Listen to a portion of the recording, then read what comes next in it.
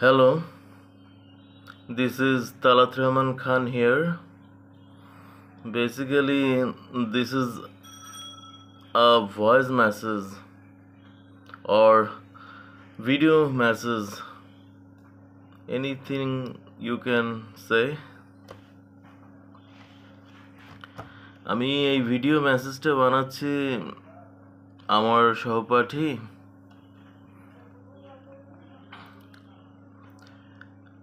আর কে যে short form, ওর ভালো নাম Rizwan Rakib Jumma, Wills Little Flower School, Kakrail, Dhaka, Bangla medium, year 1995.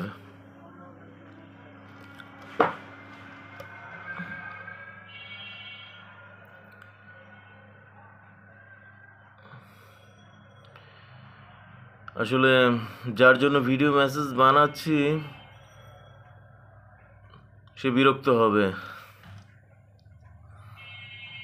এত বছর পরে এই কপচাকুপচিটা কেন?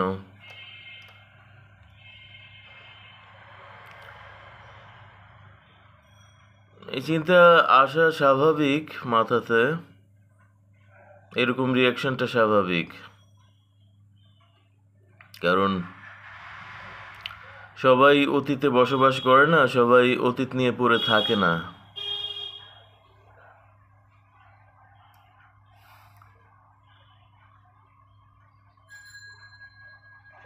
কিন্তু অ্যাজ এ ব্যান্ড মিউজিশিয়ান, আমরা মিউজিশিয়ানরা একটু অন্য ধরনের। আসলে ব্যান্ড মিউজিকের রিহার্সাল করতে গেলে দেখা যায় কি, একটা গান যতক্ষণ পর্যন্ত পারফেকশন না আসে, গানটাকে ফ্রম দ্য স্ক্র্যাচ বিগিনিং থেকে, গানটা যদি মাঝপথে গিয়েও প্রবলেম হয় বা তীরে গিয়েও নৌকাটা ডোবে, তখনও আবার ফ্রম দ্য স্ক্র্যাচ, চলো আবার শুরু করি, শুরু থেকে আসি চলো। ব্যান্ড মিউজিক্যাল জ্যামিং সেশনে এই শুরু থেকে আসার ব্যাপারটা কমন। তো চরিত্রের মধ্যে ওই শুরু থেকে শুরু করার যে প্রবণতা, এটা আসলে আমাদের রক মিউজিশিয়ানদের থেকেই যায়। ব্যান্ড মিউজিশিয়ান বা রক মিউজিশিয়ান যেটাই বলেন না কেন।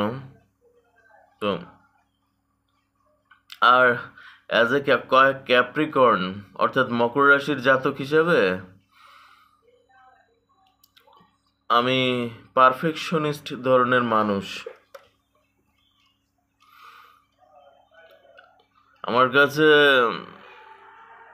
কোয়ান্টিটি বড় কথা নয়, কোয়ান্টিটি যতটুকুই হোক, যেটা করব যতটুকু করব পারফেক্টভাবে করব, এটা আমার চারিত্রিক দোষ বলা যায়।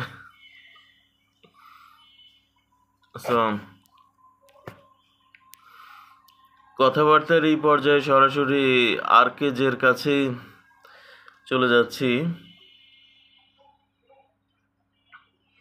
আমি তোমাকে নিয়ে এবং আরেকজন ব্যক্তিকে নিয়ে, সেও আমার ক্লাসমেট ছিল, সে এক ব্যাচ আগে পরে আমি সেটা জানি না। 1992-তে সে ক্লাস 7-এ 1 বছরের জন্য এসেছিল। যাই হোক, সেই ব্যক্তির ব্যাপারে যথেষ্ট বলেছি। আমার ইউটিউব ভিডিও লিস্টের ভিডিওগুলো নিচের দিকে স্ক্রল করে চেক আউট করলেই সেই ব্যক্তির কথাও আসবে। তোমার ব্যাপারেও যথেষ্ট কথাবার্তা বলেছি। তো সেই ব্যক্তির ব্যাপারে আর আমার কোনো কিছু বলবার নেই, কিন্তু তোমার ব্যাপারে আসলে বাকি রয়ে গিয়েছিল কিছু কথাবার্তা। এই ভিডিওটা আসলে টোটাল একটা সামারি, শুরু থেকে শেষ পর্যন্ত ঘটনাটার।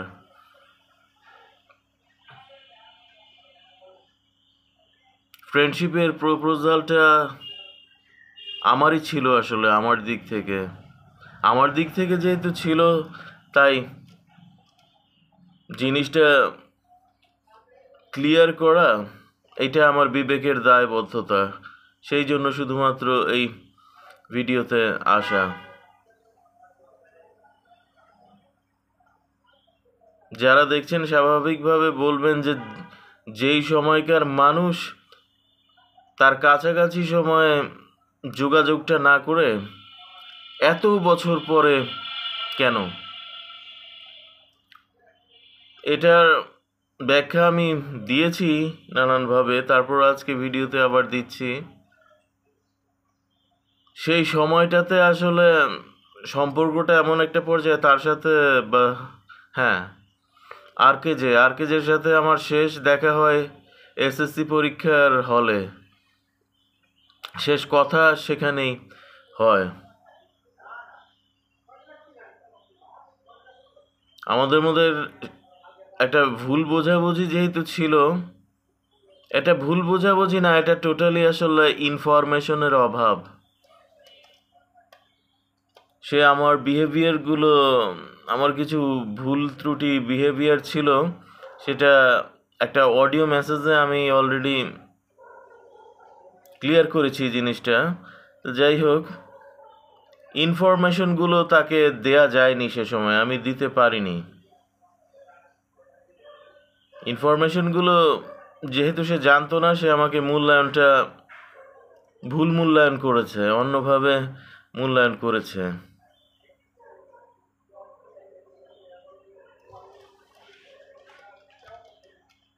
এবং তার মূল্যায়নের ভিত্তিতে আমি যদি জিনিসটাকে এইভাবে শেষ হয়ে যেতে দেই, তাহলে ব্যাপারটা দাঁড়াবে আমি একটা ফালতু পারসন।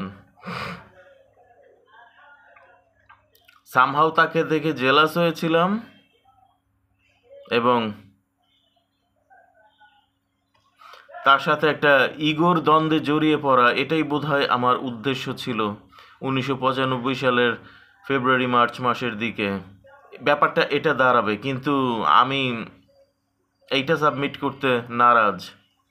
আমি সত্য কথা বলবো, কারণ যেটা আমি না সেই পরিচয় তো আমি পরিচিত হতে চাই না। ঠিক আছে, আমাকে পছন্দই করেনি, আমাকে সেই চোখে দেখেইনি, ওগুলো আদার্স সাবজেক্ট।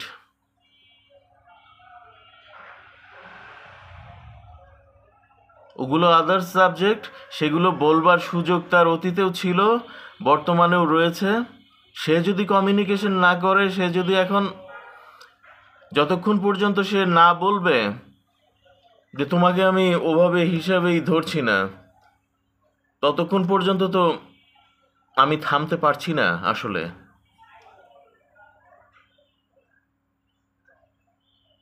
তো সেটা আদার সাবজেক্ট, বাট একটু এলোমেলো হয়ে যাচ্ছে আমার কথাবার্তা, আসলে লিঙ্ক পাচ্ছি না। একেবারে সকাল সকাল উঠে ভিডিওটা করছি যেহেতু। এখানে আসলে হয় কি, আমি আমার জীবনের অভিজ্ঞতায় দেখেছি একটা জিনিসটা আসলে খুব পীড়াদায়ক। আমাকে যারা দেখছেন এই মুহূর্তে ভিডিওতে, আপনাদের সাথে ব্যাপারটা ঘটেছে কি না? আমার সাথে ব্যাপারটা ঘটেছে।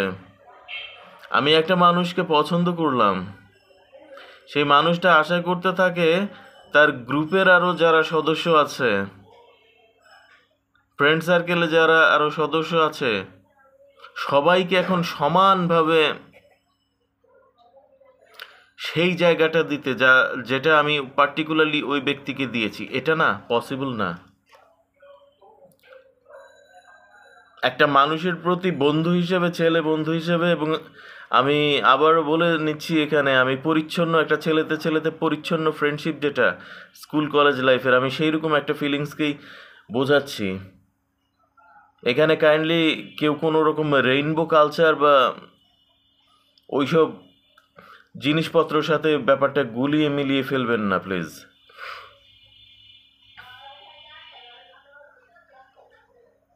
তো পরিচ্ছন্ন ফ্রেন্ডশিপের মধ্যেও একটা ছেলে আরেকটা ছেলেকে, ছেলেতে মেয়েতে সম্পর্কের ক্ষেত্রে যে এই জিনিসটা হয় না তা না, কিন্তু নারী পুরুষ সম্পর্কের রসায়ন আজকে তো আলোচ্যের বিষয় না।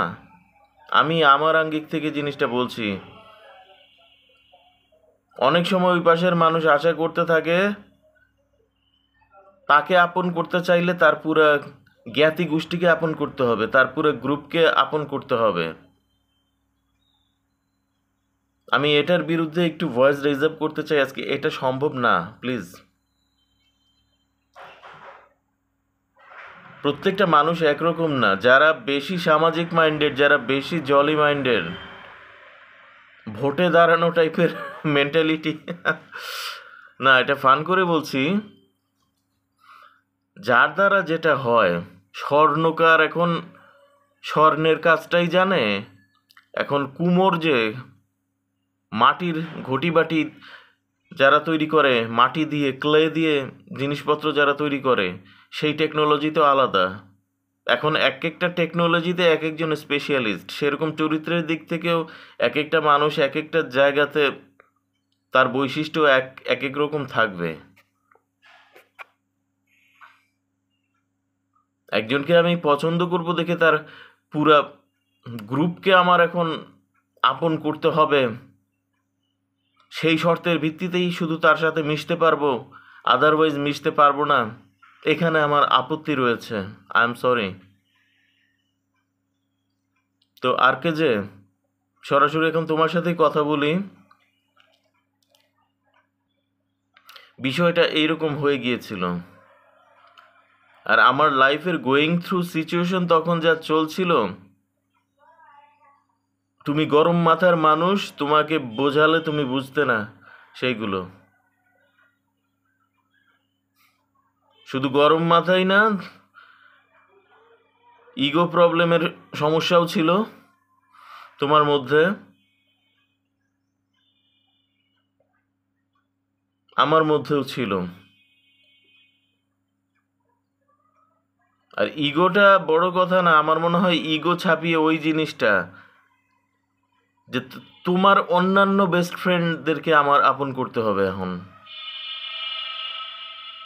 এই ব্যাপারটা তোমার ভিতরে কাজ করেছে। বেসিক্যালি মত পার্থক্যের জায়গাটা এবং দূরত্বের জায়গাটা এখানেই।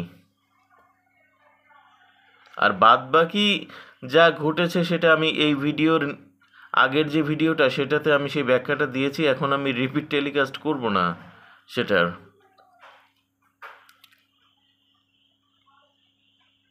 এত বছর পরে কবচাকবচির কারণ এটাই, তোমার বক্তব্য ছিল অনেক। একটা মানুষ একটা মানুষকে পছন্দ করলে এটা ন্যাচারাল, সে কিন্তু তার বক্তব্যের প্রতি সম্মানশীল হবে, রেসপেক্টফুল হবে, এটা ইনস্টিংক্ট। সেই সময় তোমারও অনেক বক্তব্য ছিল, তুমি বলতে চাইছিলে অনেক কিছু আমাকে, কিন্তু তুমি ডেকে কথা বলবে না, তোমার ইগো। এবং আমারও ইগোর প্রবলেম আমারও ছিল, আর প্লাস বোঝালে বুঝতে না, because you was not a musician. মিউজিশিয়ানের সাথে সাধারণ মানুষের যে কোপ আপের জায়গাটা, এটা একটা স্ট্রাগলের জায়গা। আসলে এটা যত্ন নিয়ে ধীরে ধীরে প্রচুর সময় ইনভেস্ট করে জিনিসটা আসলে করতে হয়।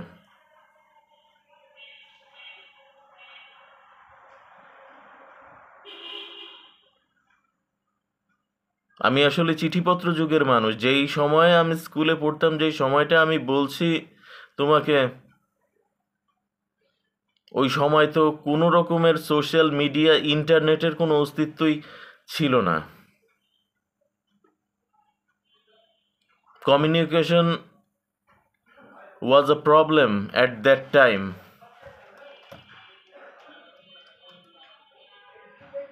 নিজের মতো করে নিজের জায়গা থেকে কথা বলবার যে সুন্দর একটা প্ল্যাটফর্ম ইউটিউব, এখন এই জিনিসটা রয়েছে। সেই সময়টায় নিজের মতো করে কোনো কিছু সাবমিট করলে সলভ হতো না। তো সময় নিয়ে চিন্তা করার যে ব্যাপারটা, ইনস্ট্যান্ট একটা জিনিস শুনবে, ইনস্ট্যান্ট তোমার ভিতরে রিয়াকশন হবে, ইনস্ট্যান্ট তুমি অ্যারোগেন্স দেখাবে, ইনস্ট্যান্ট তুমি গালাগালি শুরু করে দেবে। ব্যাপারটা তো এইরকম ছিল তখন। ওই অবস্থায় কিভাবে সম্ভব আমার গোয়িং থ্রু সিচুয়েশন একজনকে জানানো?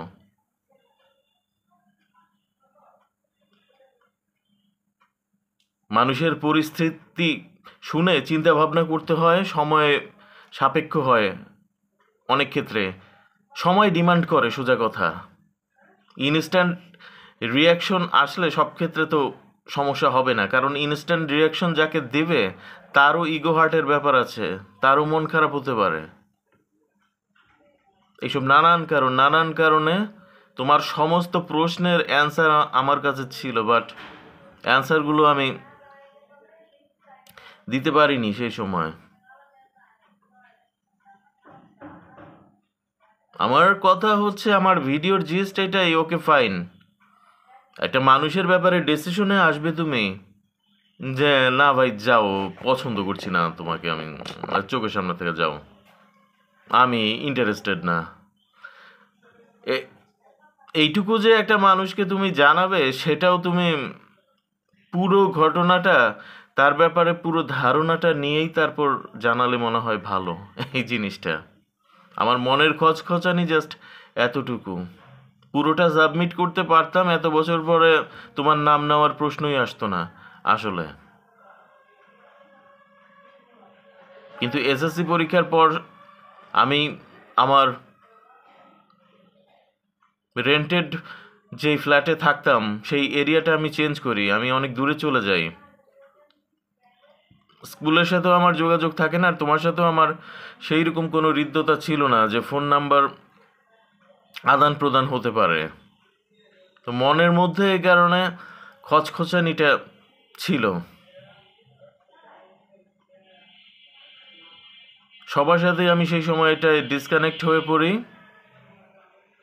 শুধুমাত্র তোমার ক্লাসমেট রোকসাদ রাইয়ান সাইমুম, তার সাথে আমি কানেক্টেড ছিলাম, কিন্তু তার সাথে তোমার শুধুমাত্র সহপাঠী হিসাবেই সম্পর্ক ছিল, কোনো ফ্রেন্ডশিপের সম্পর্ক ছিল না। অতএব তার সাথেও আমি ব্যাপারগুলো শেয়ার করতে পারিনি সেই সময়।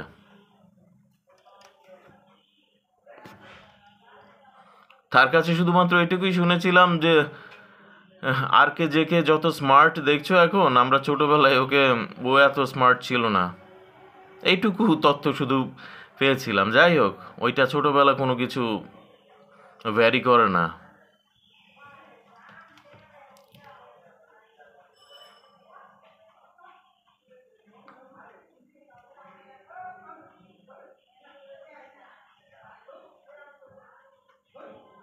পারফেকশনের ব্যাপারটা চারিত্রিকভাবে যেহেতু আসে বললাম আজকে, সেই জন্য সেই জিনিসটাই আসলে কাজ করে যে ঠিক আছে, মিশবে না একটা মানুষের সাথে, যোগাযোগ করবে না, ডিসিশনটা নিলে পুরোপুরি আগাগোড়া মানুষটাকে জেনে, মানুষটার বিহেভিয়ার সেই রকম ছিল কেন, ক্যারেক্টারিস্টিক সেরকম ছিল কেন, পুরো ব্যাকগ্রাউন্ডটা জানবার পর ডিসিশনটা নিলে তারপর ভালো, মনের শান্তি এখানে, আর কিছু না জিনিসটা।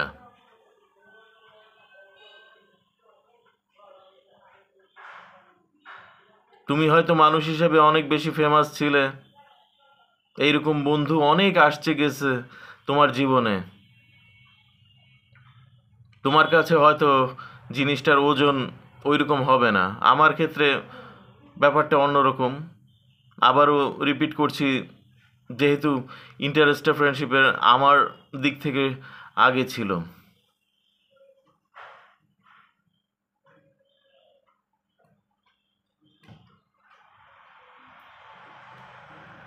মূল কথা ওইটাই, লম্বা সময়ের গ্যাপ এবং তথ্যগুলো জানাতে না পারার কষ্ট।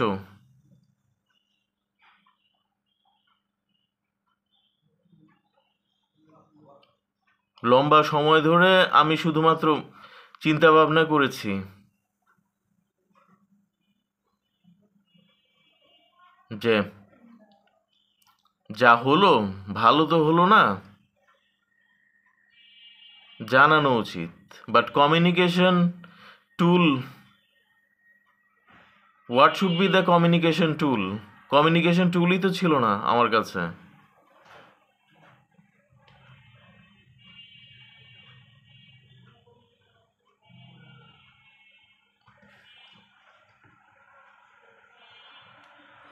জানি না আমি কতটুকু বোঝাতে পারলাম, আমার কথাবার্তা হয়তো এলোমেলো হয়েছে, আমি টু দ্য পয়েন্টে কথা বলতে পারলাম কি না আমি জানি না।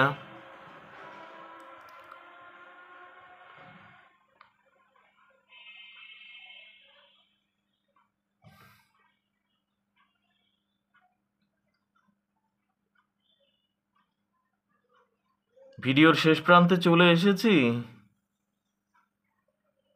আমার শেষ কথা এটাই, যেভাবে সব কিছু শেষ হলো এইভাবে শেষ হওয়াটা আমার চাওয়া ছিল না। আর কে যে এইভাবে শেষ হওয়াটা একদমই আমার চাওয়া ছিল না।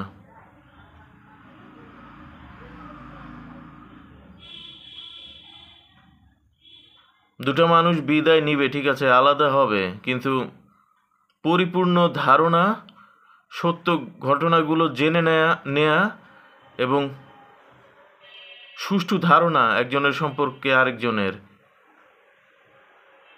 এই জিনিসগুলো হয়ে তারপর যদি শেষ হয়, দুটো মানুষ দুদিকে চলে যায়, আমার মনে হয় সেটা অনেক বেশি স্বস্তিদায়ক।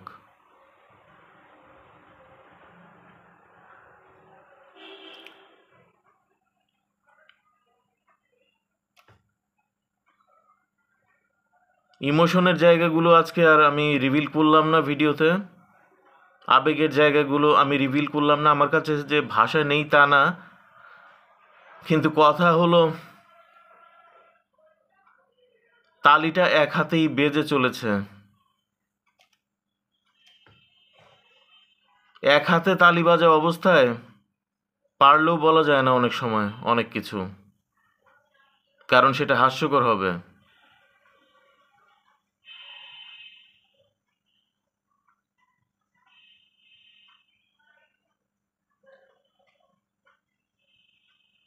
সম্পর্ক জিনিসটা আপেক্ষিক, এক একজনের কাছে সেটার মূল্য এক এক রকম।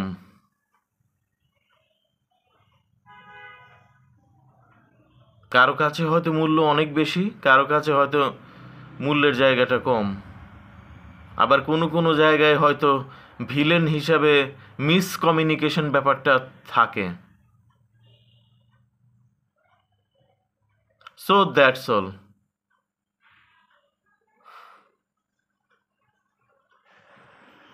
আমার এই ইউটিউব চ্যানেলটা রান করার একমাত্র উদ্দেশ্য আমার পুরাতন বন্ধুদের, কারণ পুরাতন বন্ধুরাই আসলে আমার কাছে বেস্ট।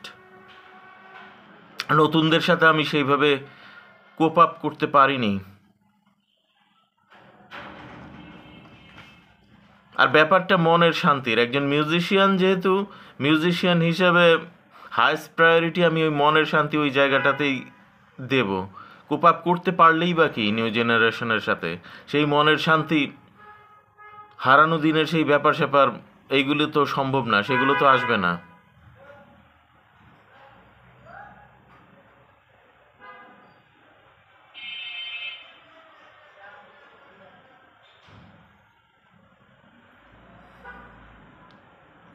সামাজিক যেই পরিমণ্ডল, যেই সময়টা, যেই আর্ট কালচারটা, তুমি আমি যেই পথটা পাড়ি দিয়েছি,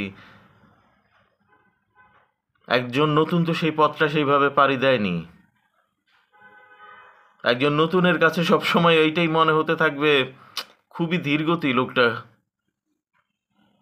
খুবই স্লথ গতি। এত ধীরগতির হলে তো সমস্যা। স্বাভাবিক, জেনারেশন গ্যাপে এটা মনে হবেই। যে কোনো জিনিসের অ্যাভেলেবল হয়ে যাওয়া, সায়েন্স অ্যান্ড টেকনোলজি, খুব দ্রুত দ্রুত যার সব কিছু পেয়ে পেয়ে অভ্যাস, সে তো সেই অপেক্ষার সময়কার গল্প তার কাছে বিরক্ত লাগবে। কারণ তার তো অপেক্ষা করি অভ্যাস নাই, তার ইনস্ট্যান্ট পেয়ে সব কিছু অভ্যাস। তো অপেক্ষার সময়টার ইতিহাস, অপেক্ষার সময়টার রোমান্স, ওইগুলোর আবেদন তার কাছে থাকবে না, ফাইজলামি মনে হবে জাস্ট।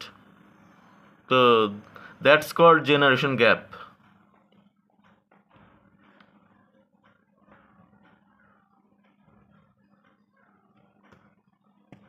আর এই কারণেই পুরানো বন্ধু, স্কুল ফ্রেন্ড, পুরাতনের আবেদন আমার কাছে সবসময় বেশি, হায়েস্ট প্রায়োরিটি পায়।